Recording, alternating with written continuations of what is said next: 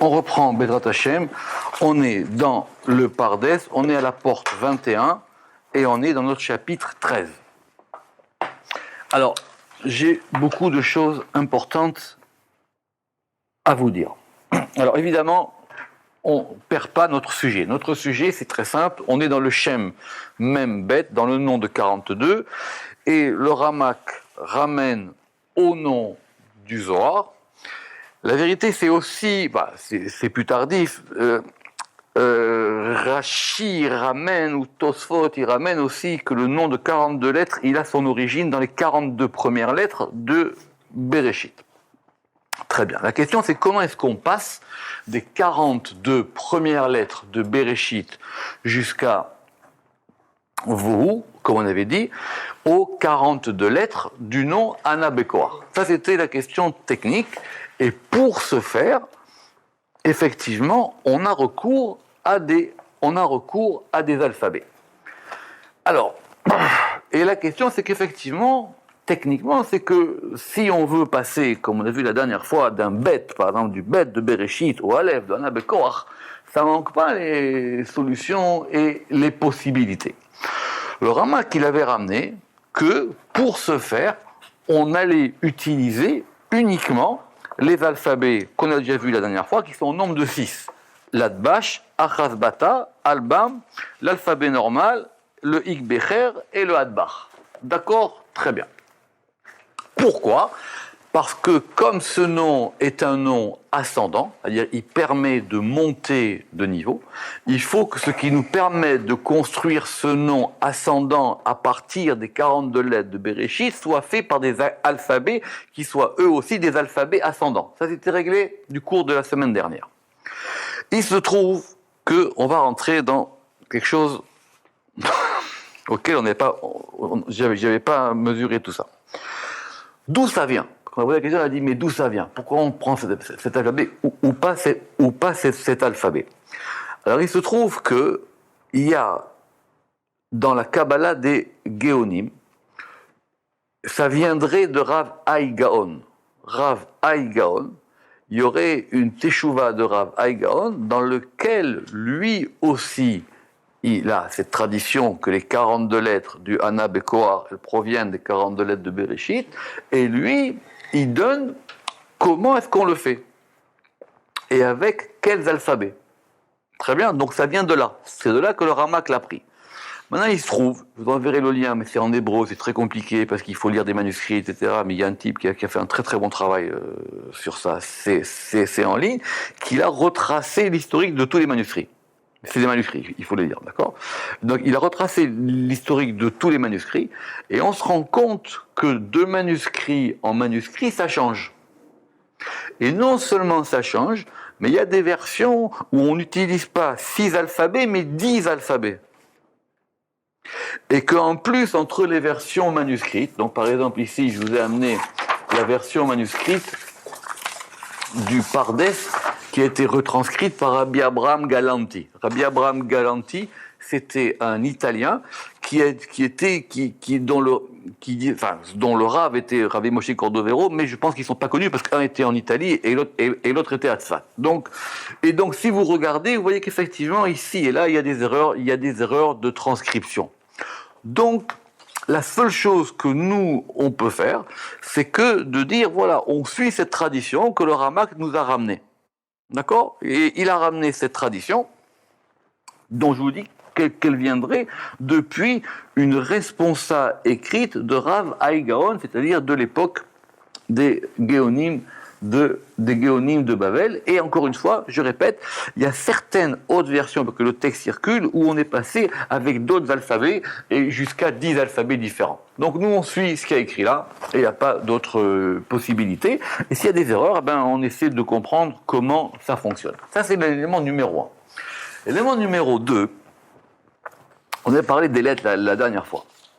Alors pour ça, mais évidemment quand on y sera, on verra ça. Vous savez que dans le Pardes, on va avoir une porte qui s'appelle la porte des lettres, qui s'appelle Sha'ar HaOtiot, d'accord ? Qui sera dans les portes finales, c'est-à-dire ça sera la porte 27.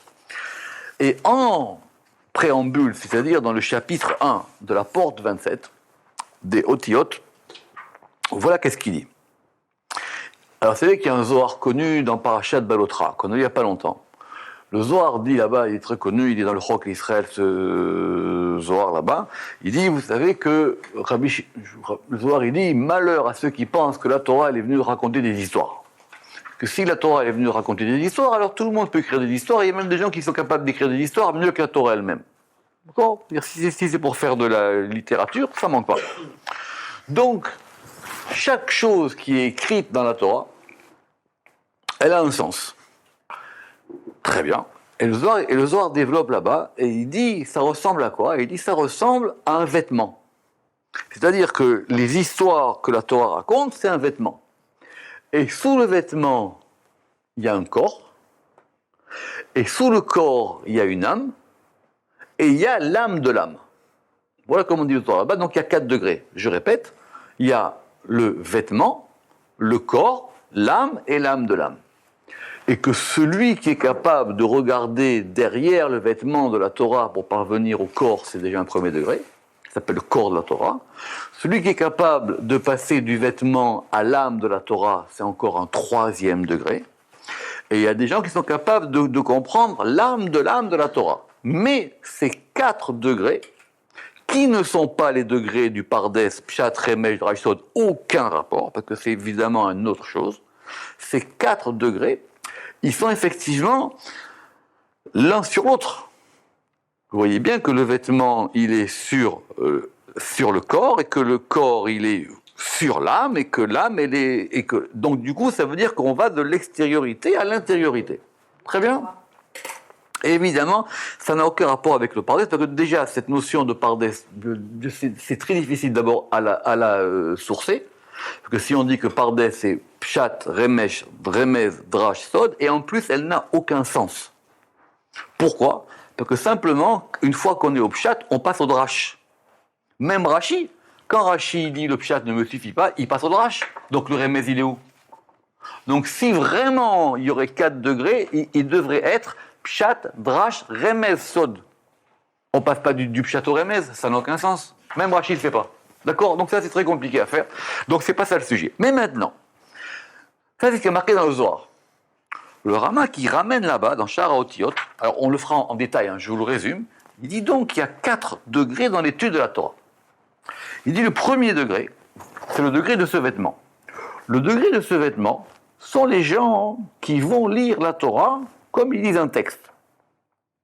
Alors il dit c'est bien, c'est même très bien, mais ils n'ont aucun accès à l'intériorité des choses. C'est ce qu'on appelle les balais apshat. Les gens, ils lisent la Torah telle qu'elle est écrite, ils regardent ce qui est écrit dedans. Le deuxième degré, c'est le degré du corps. Le degré du corps, c'est essayer de comprendre le sens littéral.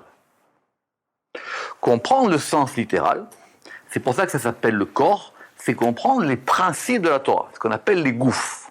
Et goufs, par exemple, sont les goufs et halachot. Quand on dit que les goufs et halachot, ça veut dire les principes de la halacha. C'est-à-dire comment, de l'interprétation de la Torah, on va comprendre la halacha. Et d'ailleurs, c'est pour ça que Rabbi Shimon bar Yochai, il appelle ça au nom de Goufa. Il dit le 3e degré sont les gens qui parviennent à intellecter ou à sentir l'âme de la Torah. C'est quoi l'âme de la Torah ? Il dit c'est la Kabbalah.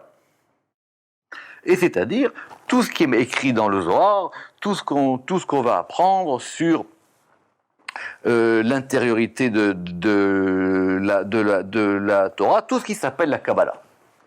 Et c'est quoi le 4e degré ? C'est quoi l'âme de l'âme ? Puisqu'on est à 3. Il dit l'âme de l'âme, c'est quoi ? C'est comprendre la spiritualité des lettres, comment on les compose et comment on les unit. Et pourquoi ? Et c'est ça qu'on appelle l'âme de la Torah. Et il dit là-bas, parce que les lettres, elles sont liées à Bina. Et Bina, c'est quoi ? C'est le monde qui vient. Et il dit ça, c'est ce qu'on peut étudier aujourd'hui et ce qu'on méritera de comprendre après la résurrection des morts. Donc le plus haut degré d'étude de la Kabbalah, qui est le 3e degré, c'est le degré d'étude des lettres. juste je termine, et pour ceux qui connaissent bien le Harizal, l'essentiel du Harizal, c'est quoi? C'est pas le Etzraïm, c'est pas de comprendre les parsoufim et les sphirot, etc. C'est le Charakavanot. C'est de comprendre comment ça fonctionne dans les lettres et dans les mots. Donc c'est pour ça que ce sujet des lettres, qu'on est obligé de voir maintenant, parce qu'on étudie les noms particuliers, les pratéhashemot, mais ça, on le verra bien quand on sera dans la porte des lettres. Alors pour reprendre où on était la dernière fois, effectivement, il faut avoir nos alphabets bien clairs et devant nous, et qu'on les ait dans le bon ordre et comment ils vont fonctionner. D'accord?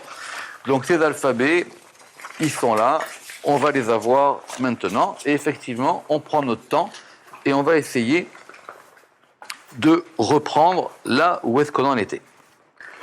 Donc je reprends le principe pour ne pas avoir à répéter 200 fois. À chaque fois, on a une lettre origine. Cette lettre origine, vous l'avez dans la colonne de droite, ce sont les lettres qui proviennent des 42 lettres du premier verset de la Torah. Et dans la colonne de gauche, vous avez les lettres finales, enfin les lettres, les destinations auxquelles on veut parvenir. Très bien. Et tout ce qu'on a entre les deux, ce sont les différents alphabets qui vont nous permettre d'arriver de la lettre d'origine à la lettre désirée. Très bien, très bien. Et on doit avoir évidemment nos 7 noms. Très bien. Si ma mémoire est bonne, on avait fini le 3e nom la dernière fois. Donc on va reprendre maintenant au 4e nom. Le 4e nom, c'est quoi? On est au 4e nom, c'est-à-dire qu'on veut Barchem Ta'arem Rachame Tzidkatecha Tamid Gomlem. D'accord? Très bien. Et ça, ce sont les lettres finales qu'on veut, c'est-à-dire Bet, Tet, Resh, Tzadé, Tav, Gimel. Et on va partir d'où? Puisqu'on était resté à Bereshit, Bara, Elohim, et H. Non, on s'était arrêté au Shin, et on va reprendre Ma, Yim, Ve, Et. D'accord? 6 et 6. Alors, très bien. Alors, on y va. Vous avez les alphabets devant vous. Donc, ça, c'est facile. Donc, le même, il fait un bet. Le même, il fait un bet en albam. Ça, c'est réglé. Donc, vous voyez ici, on passe par un seul alphabet. Le même en albam, il fait un alphabet. Après, on a le yud. Le yud, c'est facile. Le yud, dans l'alphabet normal, on décale d'une place, et le yud, il fait un tête, c'est-à-dire, d'accord, puisque tête, c'est avant le yud il fait un tête en aleph, bet, gimel, dalet. C'est très bien. Après, on a un même, d'accord, et hashamayim, le même final de shamayim, et ce même-là, on va le prendre en achas bata. Et si on le prend en achas bata, le même en achas bata, il va faire le même, exactement, il fait un resh. Et le même, il fait un resh en achas bata. Très bien. Après, on a le vav. Le vav, on passe en adbash. Le vav, il fait un p en adbash. Et maintenant, ce p, il va devenir un tsadé en aleph bet gimel. Puis qu'on décale de 1. Ça, c'est bon. Le aleph, il fait un tav en adbash. Ça, c'est facile. Et après, on va avoir un tav. Alors maintenant, ce tav-là, on veut le passer en guimel. Alors, comment est-ce qu'on va faire? Ce tav-là, on prend en adbar. Le tav en adbar. Eh bien oui, là aussi, il y a une erreur. Parce que le tav en adbar, il ne fait pas un kouf. Parce que le tav en adbar, il fait un même. Alors, alors, qu'est-ce qui nous permettrait de passer du tav au kouf? Qu'est-ce qui nous permettrait de passer du tav au kouf parmi les alphabets qu'on a?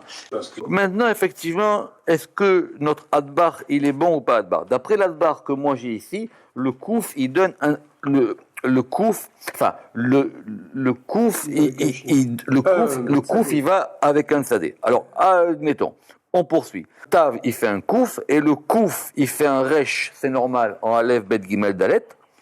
Et le resh, on le retransforme en... Et le resh, on le retransforme en gimel dans Adbash. Très bien. Et ça marche.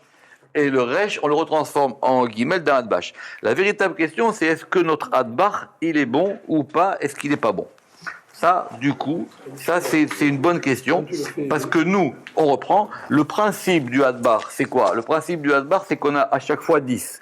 Donc au départ, on a les unités. Aleph et Tet, ça fait 9 et 1, 10. Bet et Chet, 8 et 2, 10. Gimel et Zayin, 3 et 7, 10. Dalet et Vav, 6 et 4, 10.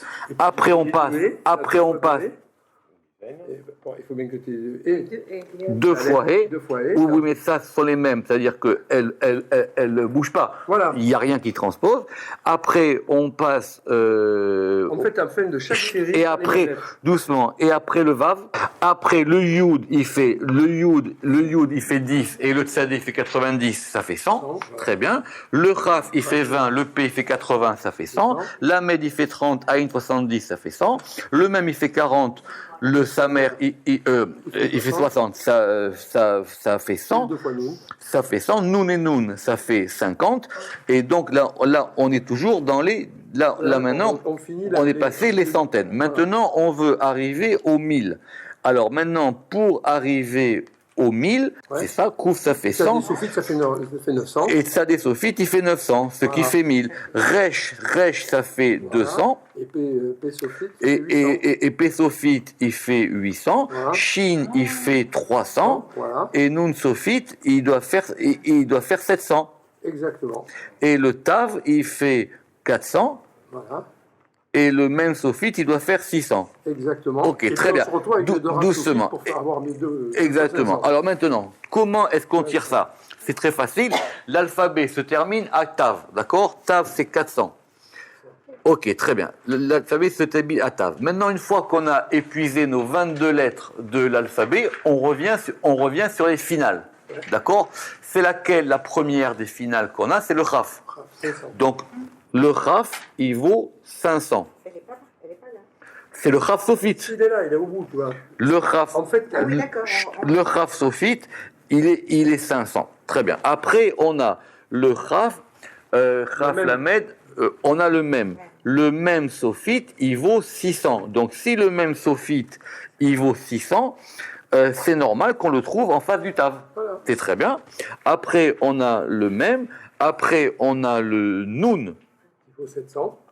Oui, c'est ça. Le Noun, il vaut 700. Et donc, comme le Noun, il vaut 700, c'est normal qu'on le retrouve en face du Shin. Pour avoir Min. Pour avoir 1000. Même Noun, ça a une P. Après, on a le P. Le P, lui, il vaut 800. Et donc, c'est normal que si le P, il vaut 800, il se retrouve en face du Resh. Voilà. Et pas comme dans ton alphabet à toi, où c'était un Shin. Après, on a le Tzadé. Le Tzadé, lui, il vaut 900. Et comme le Tzadé, il vaut 900, c'est normal qu'il se trouve en face du Kouf. Et après, pour avoir le 1000, on revient au Aleph qui vaut le 1000. Très bien. Alors, peut-être qu'il y avait différentes traditions sur cet alphabet Adbar, mais en tout cas, dans l'alphabet Adbar que nous on a et qui fonctionne sur le système de 10, 100 et 1000, le Tav ne peut pas donner un Kouf. Très bien. Alors, c'est apparemment ce qui a marqué aussi dans le manuscrit. Alors, soit c'est une erreur de copiste, soit effectivement, il y aurait un deuxième alphabet Adbar qui fonctionnerait d'une autre manière. J'ai le manuscrit ici, pour ceux qui veulent regarder, mais il dit Taf, Tmurata Kouf, Be'adbar, Vetachat Kouf Resh, Veresh, Resh, dans Aleph Bet Gimel, et ça fait Resh Bet Gimel, et le Resh, il fait un Gimel, Laissez poser une question. Maintenant, si effectivement la question elle est simplement théorique, de savoir que comment je passe d'un Tav à un Gimel avec nos alphabets, on va trouver. Ça, c'est pas très compliqué. Et je pense que des possibilités, il y en a plein. Donc, on va dire par exemple que le tav, ben c'est facile. Le tav, il fait un dalet en ikbechir, et le dalet, il fait un gimel en aleph bet gimel normal. C'est-à-dire, si tu vois ça simplement comme une question logique, c'est-à-dire j'ai 5 alphabets et savoir comment je passe une lettre, j'ai toujours plusieurs solutions. C'est pour ça que c'était important que le Rama qui dit j'ai ramené ça et qu'il y a des chercheurs qui pu retrouver que ça remontait jusqu'à l'époque des Géonim. Parce qu'il y avait effectivement une tradition. Encore une fois, si je veux passer d'une lettre à une lettre, j'ai autant de possibilités que je veux.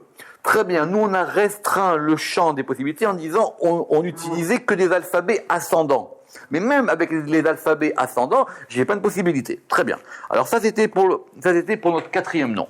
Maintenant on va arriver à notre 5e nom. Notre 5e nom, il est quoi? Il est Chassin Kadosh Berov Tuvecha Nael Adatecha. C'est-à-dire Chet, Kouf, Bet, Tet, Nun, Ain. Et ça, ce sont notre destination. Et cette destination-là, où est-ce qu'on va la reprendre? On s'était arrêté à Ve'et, et donc on va avoir A, Aretz, Ve'e. Ve'e. Très bien, ok. Alors, on y va. Donc on a un He, et on va avoir un Chet. Alors, il dit que le E, on prend le Albam. Le E en Albam, il fait un Aïn, très bien. Le E, Tumorata, Aïn Be'albam. Et maintenant, ce Aïn-là, on va passer en Achas Bata. Et quand on prend en Achas Bata, ce Aïn-là doit nous faire un tête normal. Et Aïn, il fait un tête en Achas Bata. Et maintenant, ce tête, on le décale d'une place dans l'alphabet en alphabet normal. Et il devient un chet. Et donc, on est passé du he au chet. Ça, c'est bon. Deuxième lettre, le he, le aleph. On a le aleph. Le aleph, il fait un tav en adbash, ça c'est normal. Et ce tav-là, on va le transformer en kouf avec notre fameux adbar. Et c'est la même erreur que tout à l'heure. Parce qu'ici, apparemment, dans son adbar, le tav, il donne un kouf. Alors que le tav, il doit donner un même normalement en adbar. Et oui, évidemment. Et or, d'après son système à lui, le tav devrait donner un kouf en adbar. Alors que d'après nous, le kouf en adbar, il donne un tzadé. Donc c'est la même question. C'est la même question qui se repose. Alors soit il a, encore une fois, soit il a un adbar différent, soit effectivement, il y a une erreur. Alors reprenons-nous notre question, c'est facile. On a un aleph et on veut avoir un kouf. Comment on va faire pour passer d'un aleph à un kouf? C'est très facile, en ekbecher, en un seul alphabet. Le aleph, il fait un kouf en ekbecher, parce que aleph c'est 1, kouf c'est 100, et l'alphabet ekbecher, il transforme les unités en dizaines et les dizaines en centaines. Donc ça c'était facile. Après on a un resh. Alors le resh, on va passer en adbash, et le resh en adbash, il devrait le resh en adbash, il devrait me donner un guimel. Très bien, le resh il me donne un guimel en adbash, et ce guimel devient un bet en alphabet normal. Je décale d'un rang. Très bien. Après on a le tzadé. Le tzadé, on repasse en adbar. Alors il dit que, c'est intéressant, que d'après lui, son adbar, le tzadé en adbar devrait donner un yud. Donc le tzadé, il donne un yud en adbar, et ce yud, il devient un tête en alphabet normal, on décale d'un rang. D'accord? Yud tête, c'est très bien. Après on a un vav. Le vav, on repasse en adbar, et le vav, il donne un dalet en adbar, c'est vrai. Et ce dalet devient un guimel en alphabet normal. Et ce guimel devrait donner un noun. Et ce guimel devrait donner un noun en albam. C'est vrai aussi. Très bien. Il nous reste le he. Et ce he, il devrait nous donner un aïn en albam. Et le he nous donne un aïn en albam. C'est très bien. Et donc, on a notre cinquième nom qui était Chassin Kadosh Berov Tuvecha Nael Adatecha. Sixième nom. Sixième nom, on veut Yachid Gehe Leamecha Pene Zochre Kedushatecha. On veut Yud, Gimel, Lamed, P, Zayin, Kouf. Et on en est où dans Maaseh Bereshit? On s'était arrêté, nous, Et Hashamaim ve Et Haaretz Veha. Et donc on a Eretz, on a Aleph, Resh, Sadeh, Aïta, et on prend juste, et on s'arrête au Tav, on a He, Yud, Tav. Très bien. Alors le E, le Aleph, il fait un Yud en Ekbecher, ça évidemment, il n'y a aucun problème. Le Resh, il fait un Gimel, le Resh, il fait un Gimel en Adbash, c'est normal. Le Resh, il fait un Gimel en Adbash. Après, on a un Tsadé. Le Tsadé, on passe en Achaz Bata. Le Tsadé, il passe en... Et le Tsadé, il fait un Chaf en Achaz Bata. Une petite pause. Vous savez pourquoi le Achaz Bata, quand vous le regardez, on a vu c'est un alphabet qui est composé de trois axes. D'accord? Axe de droite, gauche, milieu. Et donc on a E, Chet, Samer, d'accord? Bet, Tet, Ain. Et il a 1, 2, 3, 4, 5, 6, 7. Cette ligne, c'est l'alphabet de Zeir Anpin. C'est l'alphabet des 7 séphirotes.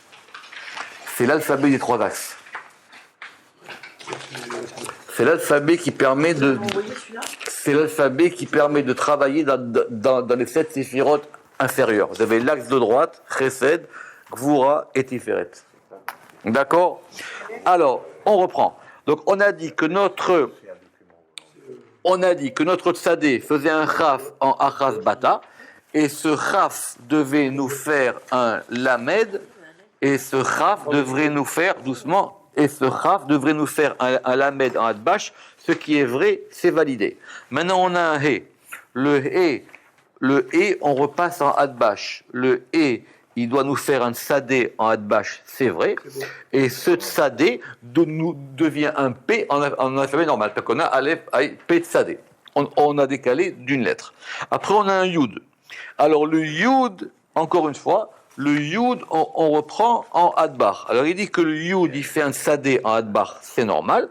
Et ce Tsadé, il doit nous faire un Zaïn en Albam. Ce Tsadé doit nous faire un Zaïn en Albam, c'est vrai aussi. Et le Tsadé doit nous faire un Zaïn en Albam. Il nous reste donc encore une dernière lettre. Et maintenant, le Tav. Le Tav, il doit faire un Kouf en Adbar. Et on a toujours la même question. Parce que le Tav ne fait pas un Kouf en Adbar. On avait dit que dans Adbar, le Tav, il s'associe au même sophite. Exactement. Ok, question subsidiaire. Comment est-ce qu'on fait, nous, pour passer d'un Tav à un Kouf? On va essayer de refaire une autre simulation. C'est facile. On va prendre, admettons qu'on prend Ek Becher. On a un Tav. Comment je fais pour passer d'un Tav à un Kouf? Très bien. Effectivement, le Tav, il devient un Aleph en Adbash, et le Aleph, il devient un Kouf en Ek Becher. Très bien. Et donc, on a donc notre sixième nom qui est, on a dit, Yachid Ge'el Amecha Pene Zochre Kedushatecha. Alors maintenant, notre dernier nom.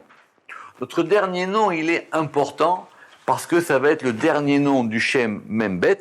Et si on avait dit que, vous rappelez que les noms ils correspondaient aux Sphirot, c'est-à-dire que Ana Bekoar c'était Chesed, Gvura, Tiferet, Netzar, Od, Yesod, Malchut, maintenant on a le nom de la Malchut. Or ce nom, il est quoi? Shav'atenu Kabel ou Shma Tza'akatenu Yodeat Alumot. C'est magnifique.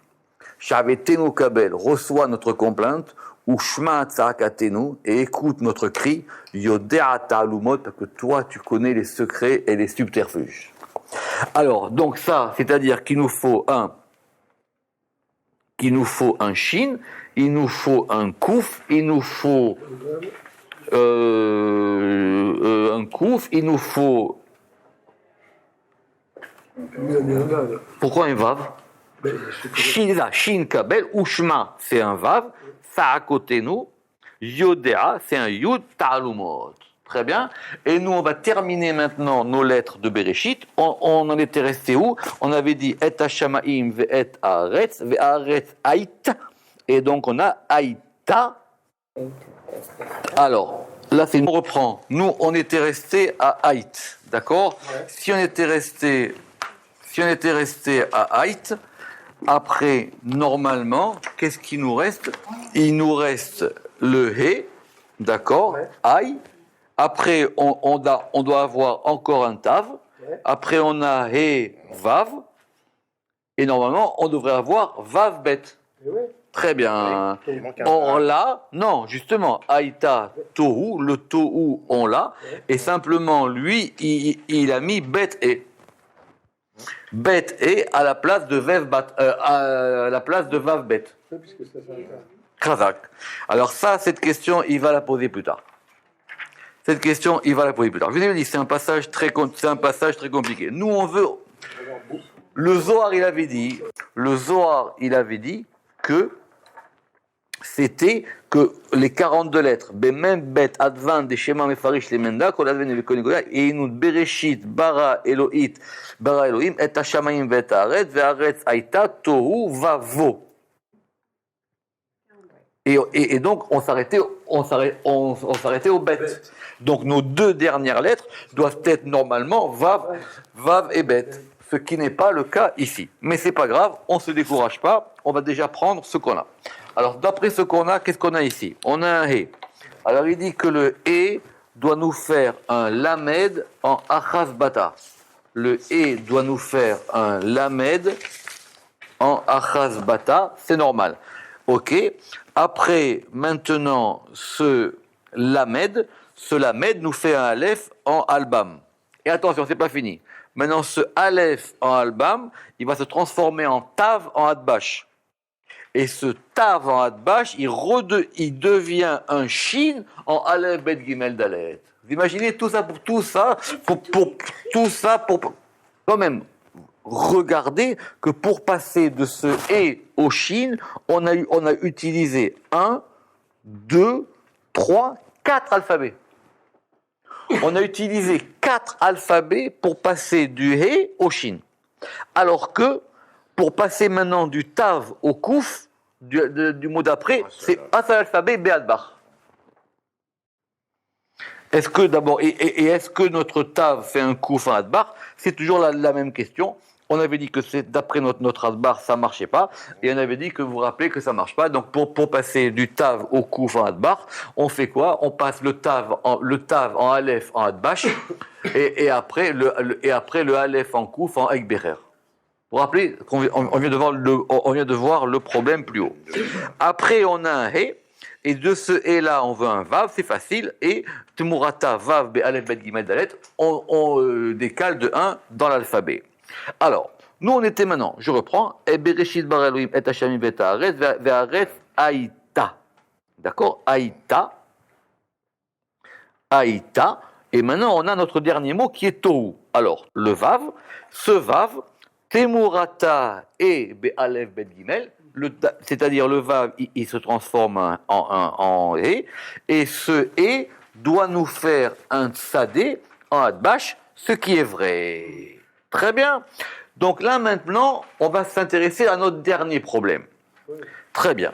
Je reprends. Donc on a Bereshit bara Elohim et Hashim et Haaretz, ve'haaretz aïta tohu, ve'haaretz aïta tohu. Très bien. Normalement, on devrait maintenant avoir vavo. D'accord ou pas? Exact. Très très bien. Qu'est-ce qui se passe? Il a sauté le vav et il a considéré maintenant le vet et le he de vavohu. Voilà qu'est-ce qui se passe devant vous dans votre texte. C'est-à-dire qu'on a enlevé le vav de vavohu et on a le bet et le he. Mais on a toujours 42 lettres. Mais maintenant, en gros, on a 43 lettres. Mais il y en a une dernière qui est sautée. Alors, suivons le raisonnement. Si maintenant, admettons, pourquoi il le fait, c'est une autre question. Ce vet-là, il fait un chaf en ek-bechir, c'est normal, 2 et 20. Et ce chaf, il fait un yud en alef bet gimel dalet. C'est très bien, ça c'est réglé. Et maintenant, il nous reste un he. Le he, il fait un lamed en le E, il fait un Lamed en Achas Bata, c'est normal. Et ce Lamed, il fait un Aleph en Albam. Et ce Aleph, il fait un Tav en Adbash. Zehu Hashem Hashivyahi. On a terminé, on a nos 7 noms. Très bien. On verra la prochaine fois, parce que là, je pense que c'était assez intense. Il faut réécouter le cours plusieurs fois. qu'il posera la question. Mais maintenant, il dit Vekol advarim haele mekubalim el akadmonim kabbalah amitit ve'en ba pikpuk. Il dit, on verra ça la prochaine fois, il dit toutes ces choses-là sont des choses qui ont été reçues par les anciens d'une kabbalah amitit, c'est-à-dire d'une réception vraie. Ve'en ba pikpuk, et il n'y a pas à discuter de ça. Omnam, ma shedilgu al vav shel vavou. Maintenant, en ce qui concerne la question du vav, on en discutera. Très bien. Ça veut dire que, voilà. Donc, oui. Et après, il y a encore une autre question qu'on verra la semaine prochaine. Mais voilà, ça veut dire que même le Ramak, il est à Tzfat, il sait très bien qu'il y a une histoire derrière lui, que cette histoire, il y a des textes. Ben, ces textes, il faut les prendre tels qu'ils sont. Et en tout cas, comme ce sont des textes importants, je répète, et il dit Vekol advarim haele mekubalim el akadmonim kabbalah amitit. Ça viendra plus tard. Et toutes ces choses-là sont des choses qui nous viennent d'une tradition vraie. En bapikbouk, et il n'y a pas du tout à remettre ça en question. Omnam, mashidilgu, etc. Donc il dit ça, et il dit que effectivement, ça va contre la vie de Rabbi Shimon Bar Yochai, et on verra pourquoi il va voir cette question-là. On reprendra ça. Chazak ou Baruch, évidemment, il faut revoir tout ça dans le détail. Baruch Adonai Leolam. Amen ve Amen.